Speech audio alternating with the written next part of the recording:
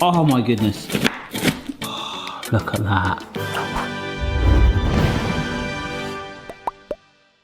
Hello everybody, it's Barry here. Hope you right there are well. Welcome to our kitchen. Today we're doing another 4-3-2-1 video, part of the 3 ingredient recipes to try one time in your life playlist. Quite a large playlist now, so after watching this video, maybe put on your sweatband, have a marathon, check out some 3 ingredient or more item inspiration. And today we're kind of going for Barry's budget special, if that's all right with you. And I'm going to give you a nice little spoiler here. We're doing a recipe today that a lot of you requested, Marmite spaghetti. It's a recipe by a lady called Nigella Lawson. I did a 2 ingredient mousse recipe from her in the past and it was amazing. I've heard so many good things. I personally hate Marmite.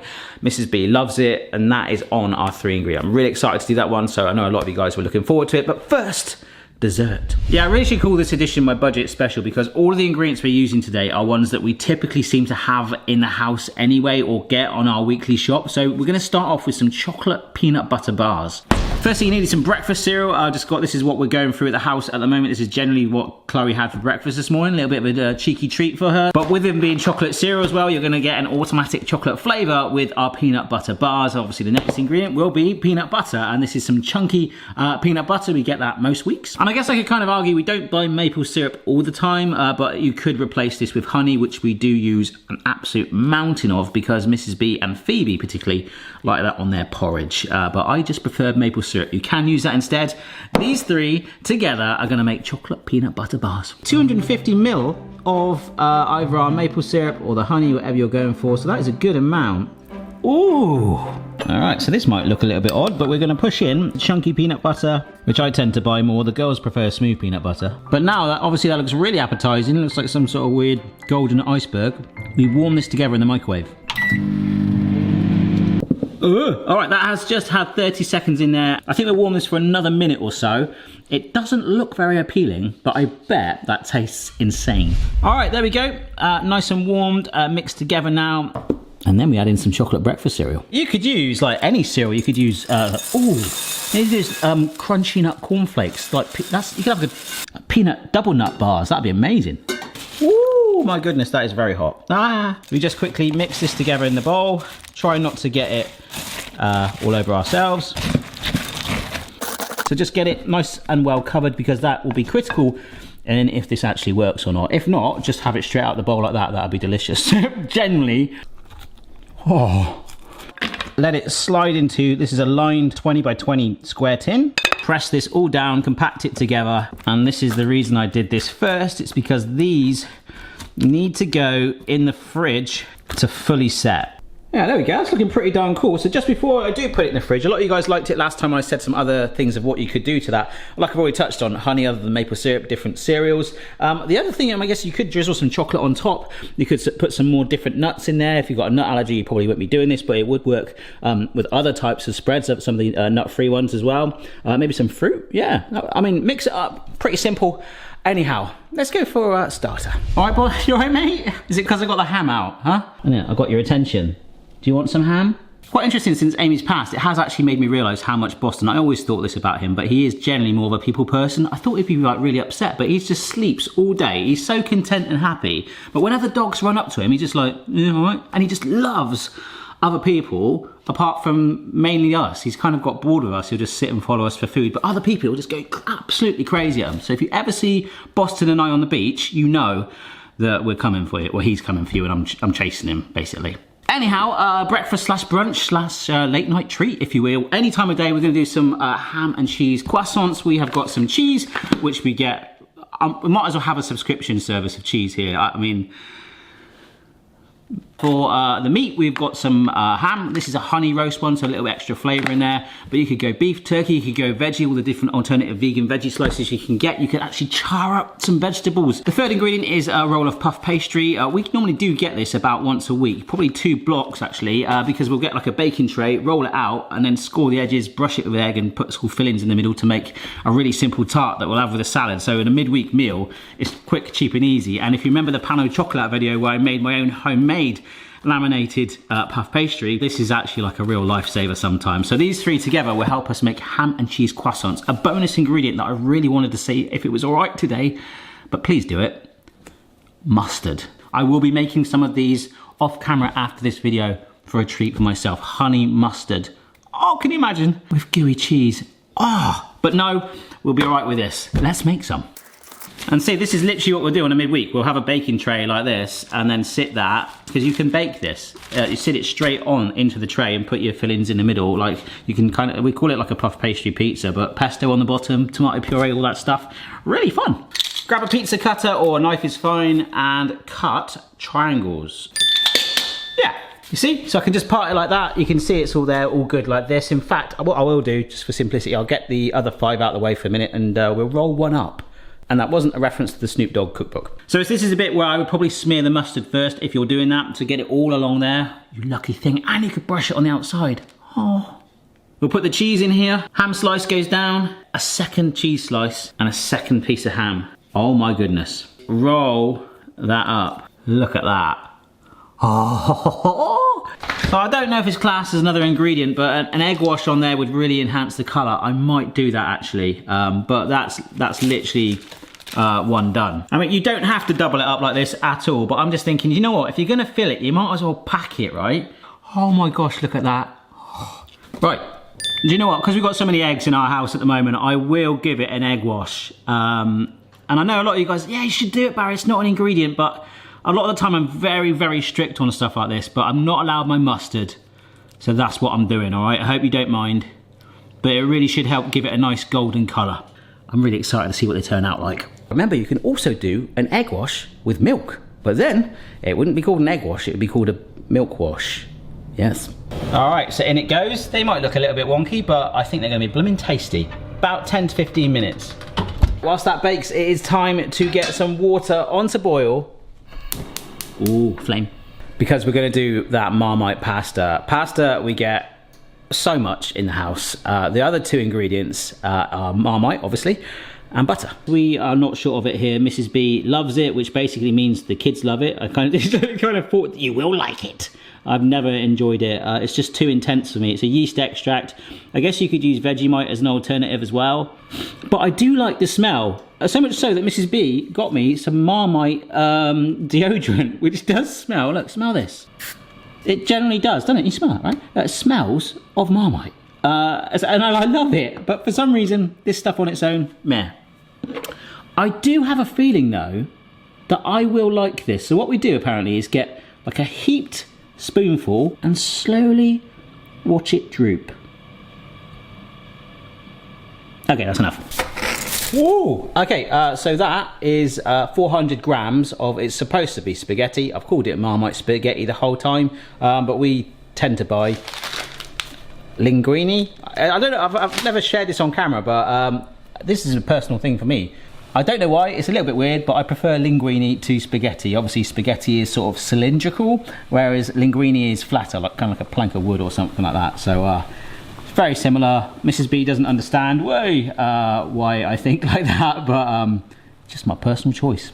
All right, but with that water nice and warm, we can use that. So we'll get that melted butter on. And then that gets mixed with a little bit of the water and the Marmite to form a sort of sauce. In fact, let me take you with me as we very carefully get a tablespoon of this pasta water, add it in with the Marmite. I'm going to add a teeny bit more, just because I don't think I've got a full tablespoon there. There we go. Beautiful, so that's slightly watery anyway and will help to break down that Marmite, but then also the butter should as well. You've got yourself a very intense sauce. That is nearly finishing off, that's all good over there. I just wanted to have a quick check on these and I think, oh my goodness, the smell is amazing. Oh, look at that. So, to keep them warm, I'm gonna be cautious with this. I will keep my eye on it, okay? Because if I've just turned the oven off, but obviously there's still that residual heat in there. It's gonna stay warm if I leave it like that, which is gonna be so good to taste. Cold would be great as a picnic snack, but warm like that, with the gooey cheese, we can hold on to it if we leave it in there. My only fear is that it could potentially burn. I don't think it will, but that's my problem, not yours. I'll let you know what happens. Marmite pasta. Pug.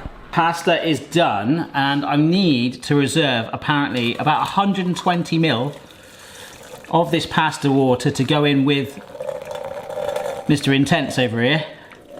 I'm not talking about Boston. Woo, in you go, mate.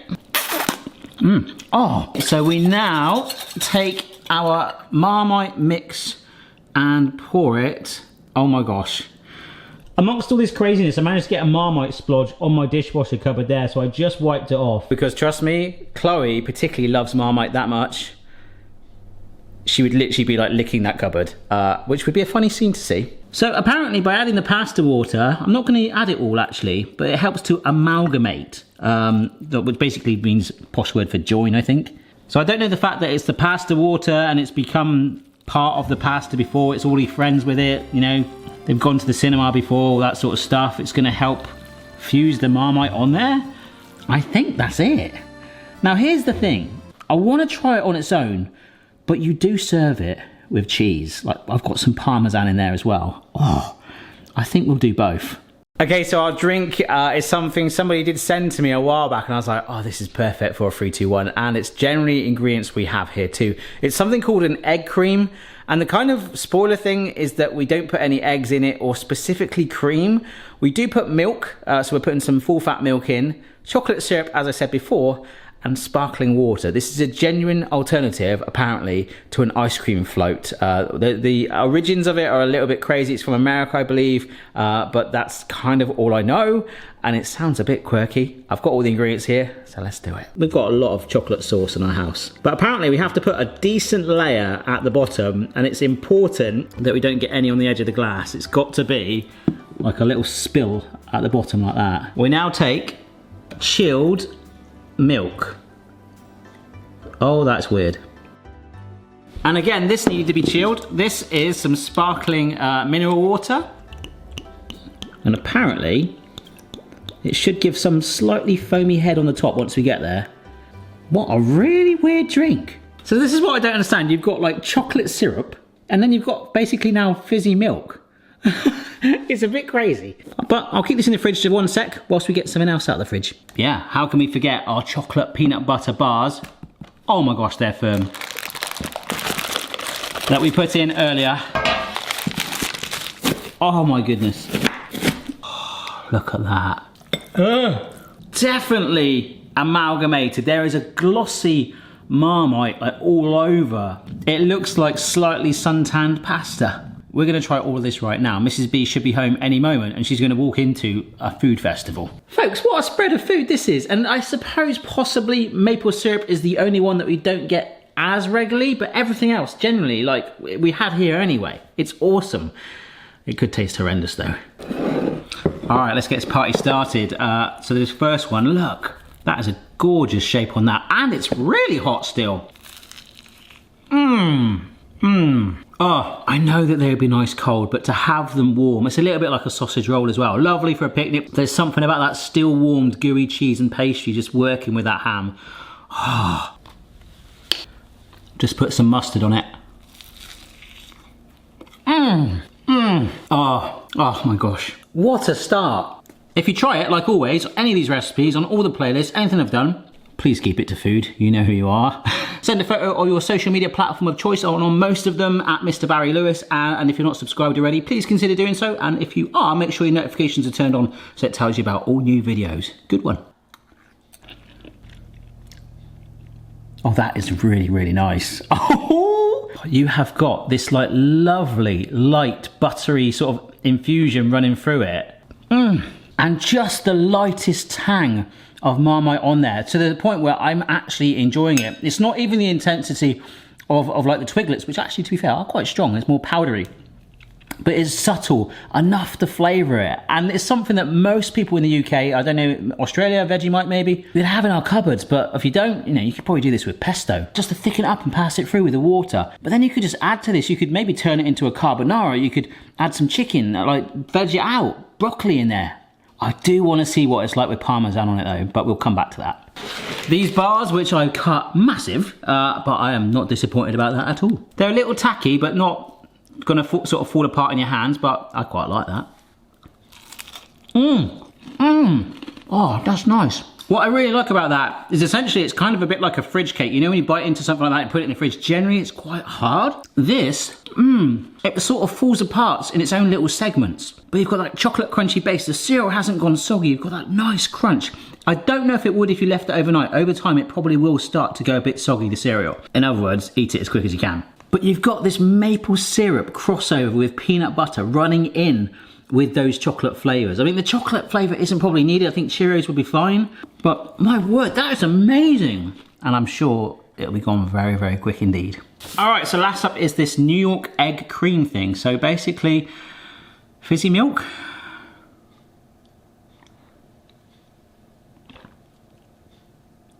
Oh my gosh, that does just taste like water. That is really, really not nice. It's the fizz of the milk. I feel like I'm suddenly in a video with Stuart Ashton again, and we've soda streamed some milk and put chocolate at the bottom. Let's give it the benefit of the doubt though. Let's try and mix a bit of this in. And as we added the milk, you did see it. Some of that chocolate sauce did break down. Look, that's coloured it now. Maybe that'll help it, because that is very sweet syrup. No. For the first time ever on this 4321 playlist, I've made something that I really don't want you to try and have high hopes. Try it by all means. It's definitely not something I'll be having again. Oh god, that's bad. Well, there we go, folks. Another particularly budget-friendly with things that you should hopefully have mostly around your house. 4321 in the bag. Don't forget to check out the rest of them on the playlist. And if you've got any cool free ingredient recipes, do send them in and I'll give them a try, add them to the playlist, because it's something I really, really enjoy doing. And I find that we're getting actually even better recipes every single time. I might add the fourth ingredient every now and then, which we'll do for a bonus scene with the Parmesan, and hopefully Mrs. B trying potentially her favourite pasta in her dreams. She didn't know it existed until hopefully when she gets home, which should have been 10 minutes ago. So cheers for watching, and I'll see you later. Bye. If I take you to my crib, you'll be in for a thrill. I'll be spitting on the menu, chuck some food on the grill. I like to do my cooking at 10 to 9. You can do it anytime and you'll be just fine. Mrs. B's back. Hi. All right. Yes. Can't wait to try this. It's Marmite pasta. Oh, sounds amazing. Right, so a bit of freshly grated Parmesan on there. You know we've got 2 kids that absolutely love this. Oh yes. Well, I've got 3 kids. Oh, that Parmesan is nice. It needs that Parmesan. It didn't a minute ago. Oh. Honestly, I did actually just reheat this in the microwave so Mrs. B could have it warm, and I wonder if it's lost some of its Marmite-ness. For me, a Marmite lover, more Marmite. Okay, well, it was a tablespoon, which I thought actually was quite a delicate amount. So yeah, you could... Is that it? A tablespoon? Yes. Don't worry, we've still got a jar in the cupboard, so... Phoebe will be pleased. Yes, you enjoy it? It's very nice. Right, I tell you, I'm not going to make you eat everything. Try a weird drink though. Look, this is amazing, but you need a bit of green in here. Sounds like our garden. Oh, that's just like sugary. It's like a milkshake. Oh, you like it now? Do you like it? Oh, to be fair... Oh no, I've just got the fizz. That's a weird combination. Fizzy milk Yes. is vile.